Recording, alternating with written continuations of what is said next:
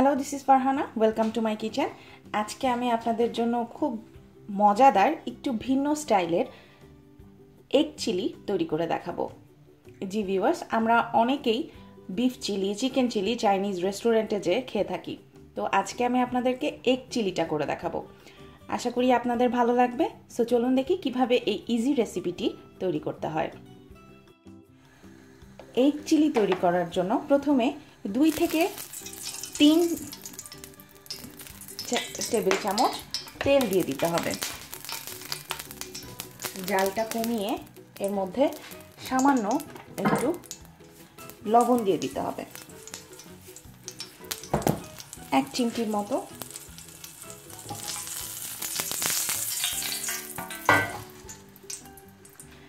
এখন এর মধ্যে হাফ চা চামচ রসুন পেস্ট দিয়ে দিতে হবে। খুবই ইজি একটা রেসিপি। এর মধ্যে খুবই হাফ চামচের চেয়েও 1/4 ভাগ আদা রসুন এর মধ্যে পেস্ট দিয়ে দিতে হবে। আপনারা ইচ্ছা করলে এটা আদা কুচি কিংবা রসুন কুচিও দিতে পারেন। আমি পেস্টটা দিয়ে দিচ্ছি। এখন আমি এর মধ্যে হাফ কাপ অনিয়ন দিয়ে দেব। ঠিক এইভাবে করে কেটে নিয়েছি।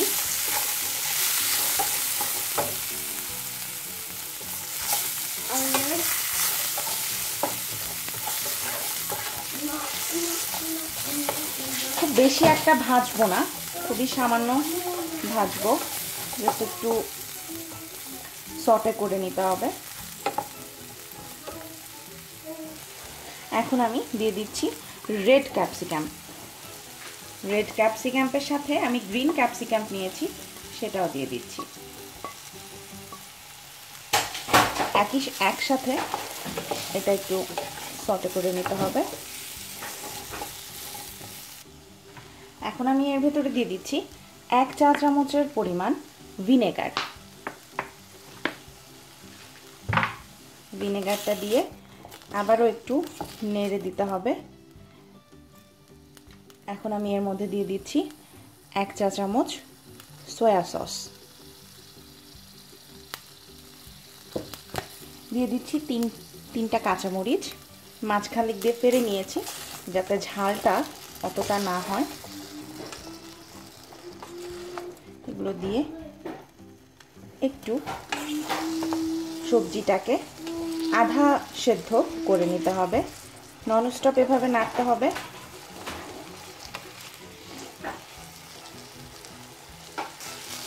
এখন আমি এর মধ্যে দিয়ে দিচ্ছি 1 চামচের 1/4 ভাগ টেস্টিং সল্ট।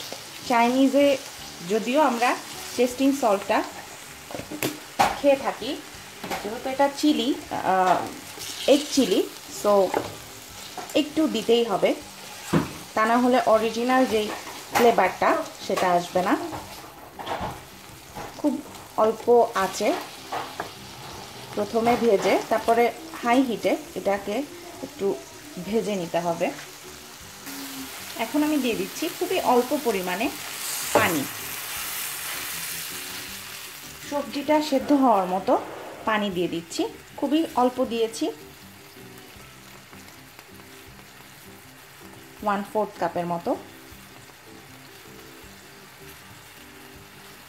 এখন আমি এখানে প্রায় 2 টেবিল চামচের মতো সস দিয়ে দিচ্ছি। সস দিয়ে আবার একটু নেড়ে দিতে হবে।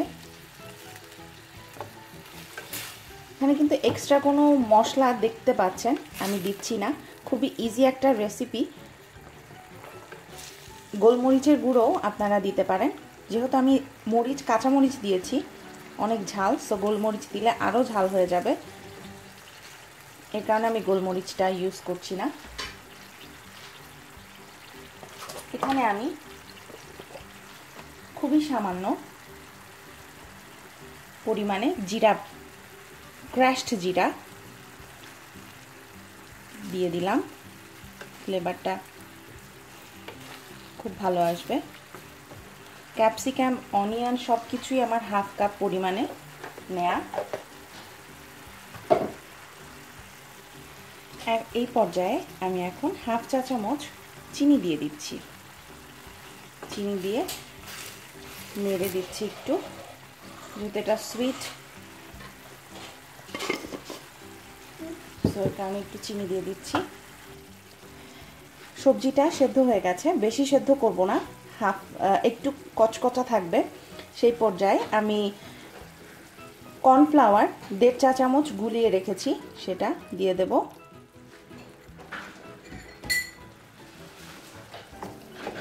এটা একটু নাড়তে হবে, ঠিক এইভাবে নেড়ে দিতে হবে। আঁচটা খুবই অল্প আঁচে করতে হবে। এখন আমি 4টা ডিম ঠিক একই ওয়েতে স্লাইস করে কেটে নিয়েছি সেদ্ধ করে, সেটা এখন এটার মধ্যে মিক্সড করে দেব। ঠিক এইভাবে।